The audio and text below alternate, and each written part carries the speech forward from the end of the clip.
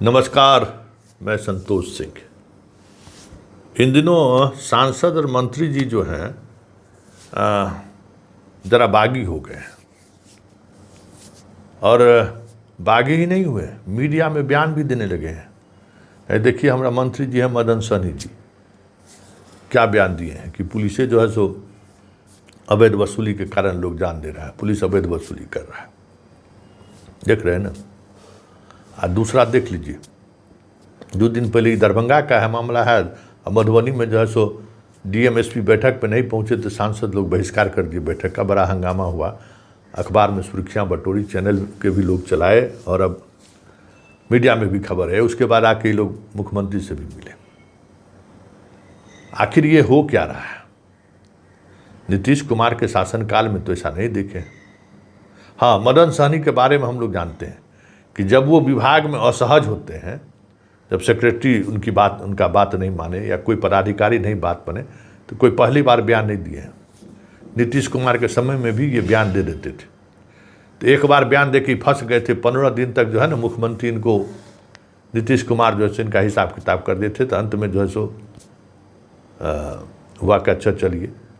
तो जिस विभाग की मंत्री जी हैं, मद निषेध और निबंधन विभाग का, तो उस विभाग में जो है सो दारू पकड़ने वाला पुलिस इनके कंट्रोल में है? जो इनके विभाग का पदाधिकारी है, बताइए ना। इनके कंट्रोल में है, वो क्या कर रहा है? सो हर जगह तो वही धंधा कर रहा है। शराब बंदी जो विफल हुआ है उसमें इनके विभाग का कम बड़ा योगदान है, इनके विभाग का स्टाफ का कम बड़ा योगदान है। सबसे बड़ा मास्टरमाइंड वही सब है और कोई नई बात है। लेकिन आखिर ये सवाल क्यों उठाए?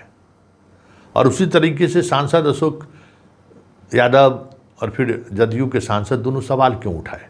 एसपी डीएम नहीं आ रहे, कोई ऐसा नहीं है एसपी डीएम नहीं आए होंगे तो भाई ये प्रकाष्ठा है कि 2 सांसद बैठक में हों, सारे विधायक हों और एसपी डीएम ना आए। तो इस खबर से 2 बातें जा रही हैं। एक बात कि अफसर बेलगाम हो चुका है, दूसरी बात कि मुख्यमंत्री का अपने पार्टी के पदाधिकारियों पर पकड़ देंगे, पार्टी के विधायक एमपी पर पकड़ देंगे। सार्वजनिक तौर पर इस तरीके के बयान देने से गवर्नेंस प्रभावित होता है।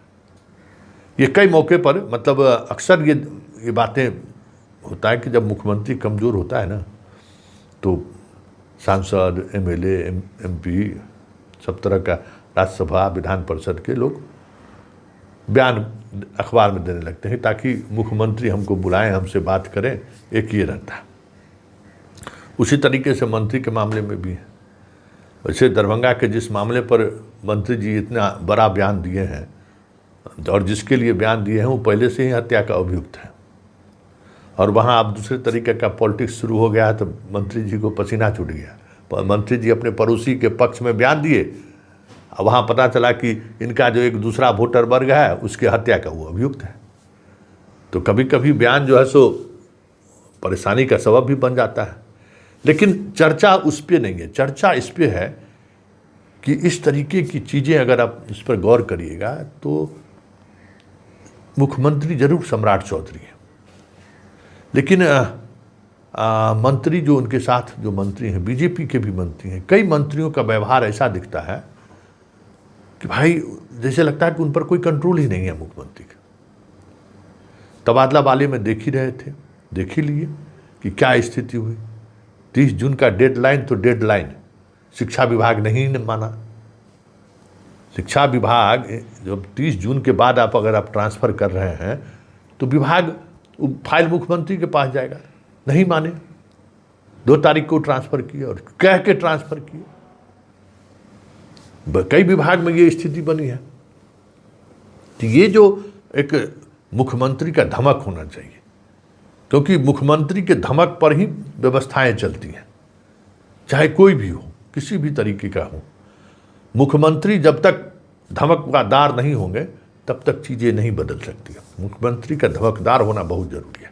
मतलब एक इकबाल, मुख्यमंत्री अगर मंत्री के सामने में लाचार हो जाए, मुख्यमंत्री विधायक के सामने लाचार हो जाए, तो पदाधिकारी सब तो इसी हिटलर सब बैठा हुआ है, वो तो मौके की तलाश में रहता है। कि मुख्यमंत्री कमज़ोर हो कि बस हम अपना इकबाल शुरू कर दें।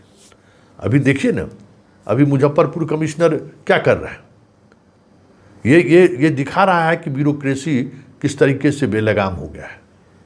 अब बताइए कि जो अधिकार क्षेत्र में डीएम का है, उस अधिकार क्षेत्र में जो है सो रोजाना ही है। अब बताइए कर्मचारी के ट्रांसफर पोस्टिंग में जो है सो कमिश्नर हस्तक्षेप कर रहे हैं, ऐसा भी हुआ है?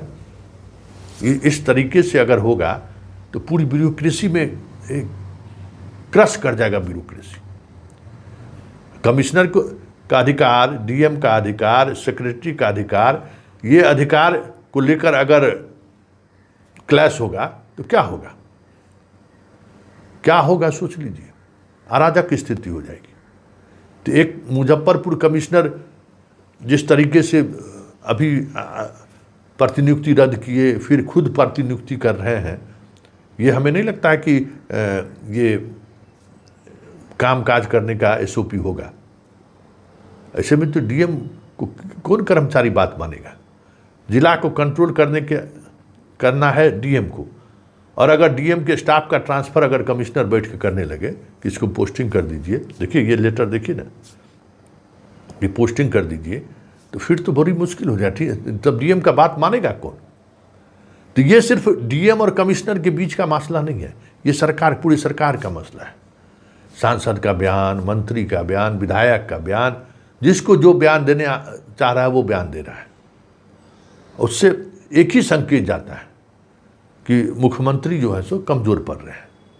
और अगर ये बात ज़्यादा दिनों तक चली तब तो फिर सम्राट के लिए मुश्किल होगा बिहार चलाना, क्योंकि अभी इस तरीके से मंत्री बयान दे रहे हैं कि पुलिस, ये मंत्री के पद पर रहते हुए पुलिस उनका नहीं है क्या? एक बार बाबूराव एसपी था, उसके खिलाफ भी इसी तरीके के बयान दिए थे, और सरकार भी ऐसा जिद कि एसपी हटने के बाद डीआईजी बना दिया वहीं, जिसका खिलाफ कर रहे थे। तो नीतीश कुमार थे। नीतीश कुमार ये सब तरह के बातों पर एक उनका अलग मिजाज था इस सब चीज़ों को देखने का।